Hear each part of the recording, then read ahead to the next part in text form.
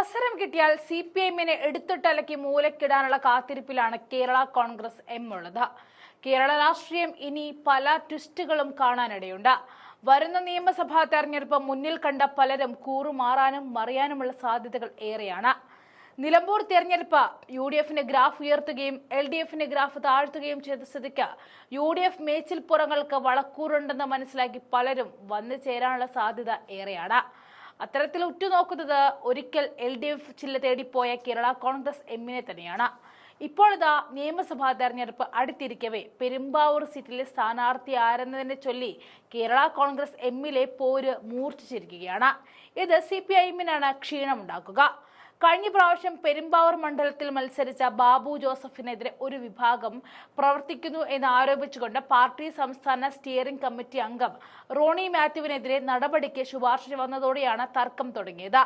എറണാകുളം ജില്ലാ കമ്മിറ്റിയാണ് സംസ്ഥാന കമ്മിറ്റിയോട് ആവശ്യം ഉന്നയിച്ചത്. പെരുമ്പാവൂരിൽ സ്ഥാനാർത്ഥി മാറ്റമുണ്ടാകുമെന്നും റോണി മാത്യു സ്ഥാനാർത്ഥിയാകുമെന്ന പ്രചാരണങ്ങൾക്കും നേതൃത്വം കൊടുക്കുന്നത് റോണി മാത്യു ആണെന്ന വിലയിരുത്തലിലാണ് കഴിഞ്ഞ ദിവസം ചേർന്ന ജില്ലാ കമ്മിറ്റിയുടെ നടപടിക്ക് ശുപാർശ ഉണ്ടായത്. കടുത്ത അച്ചടക്ക ലംഘനം നടത്തിയ റോണി മാത്യുവിനെ 1 വർഷത്തേക്ക് പാർട്ടിയിൽ നിന്നും സസ്പെൻഡ് ചെയ്യണമെന്നും സ്ഥാനമാനങ്ങൾ നീക്കം ചെയ്യണമെന്നും ആവശ്യം. കഴിഞ്ഞ പ്രാവശ്യം കോൺഗ്രസിലെ എൽദോസ് കുന്നംപള്ളിയോടാണ് കേരള കോൺഗ്രസ് എമ്മിലെ ബാബു ജോസഫ് പരാജയപ്പെട്ടത്. ഇതേ തുടർന്ന് വോട്ട് ചോർച്ച ആരോപിച്ച ബാബു ജോസഫ് CPM-ന് പരാതി നൽകി. ഇത് അന്വേഷണ കമ്മീഷൻ നിയോഗിച്ച CPM കുറ്റക്കാർക്കെതിരെ നടപടിയും എടുത്തു. ഇത് വിവാദങ്ങൾക്കും വഴിവെച്ചു. ഈ കാരണത്താൽ ബാബു ജോസഫിനെതിരെ CPM-ന് അതൃപ്തിയുണ്ടെന്നാണ് കേരള കോൺഗ്രസിന്റെ ഒരു വിഭാഗത്തിന്റെ പക്ഷം. എറണാകുളം ജില്ലാ പ്രസിഡന്റ് ടോമി ജോസഫിന്റെ അധ്യക്ഷതയിലായിരുന്നു യോഗം നടന്നത്. ബാബു ജോസഫ് കഴിഞ്ഞ വട്ടം പരാജയപ്പെട്ടിരുന്നു. അതിനുള്ള കാരണം CPM ആണെന്നാണ് ഒരു ധ്വനി ഉണ്ടായിരുന്നത്.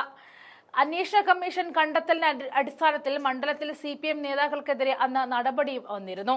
ഈ സാഹചര്യത്തിൽ ബാബു ജോസഫിനോട് CPM-ലെ ഒരു വിഭാഗത്തിന് അതൃപ്തി ഉണ്ട്. അതുകൊണ്ട് തന്നെ കേരള കോൺഗ്രസിലെ ഒരു വിഭാഗത്തിന്റെ അഭിപ്രായം മറ്റൊരു പുതുമുഖത്തെ നിർത്തണമെന്നാണ്. വിദ്യാർത്ഥി യുവജന പ്രസ്ഥാനത്തിലടക്കം മികവ് കാട്ടിയ അഡ്വക്കേറ്റ് റോണി മാത്യുവിന്റെ പേരാണ് അവർ മുന്നോട്ട് വെക്കുന്നത്. പുതിയ സ്ഥാനാർത്ഥിയെ നിർത്തി ആഞ്ഞു പിടിച്ചാൽ പെരുമ്പാവൂരിൽ ജയം നേടാമെന്നും റോണി അനുകൂലർ കണക്ക് കൂട്ടുന്നുണ്ട്.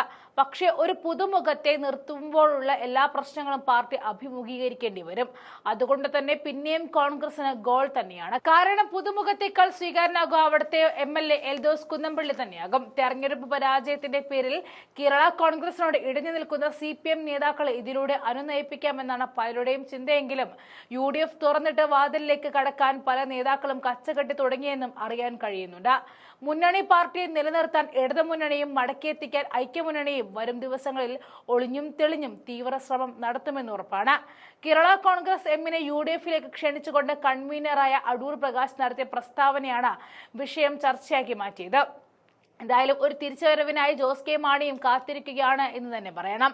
കേരള കോൺഗ്രസ് എം അണികൾക്ക് അത്ര വലിയ ഇടതു പ്രേമമില്ല. CPM CPI കക്ഷികൾ പ്രാദേശികമായി തങ്ങളോട് അത്ര അടുപ്പം കാണിക്കുന്നില്ല എന്നാണ് അവരുടെ പരിഭവം.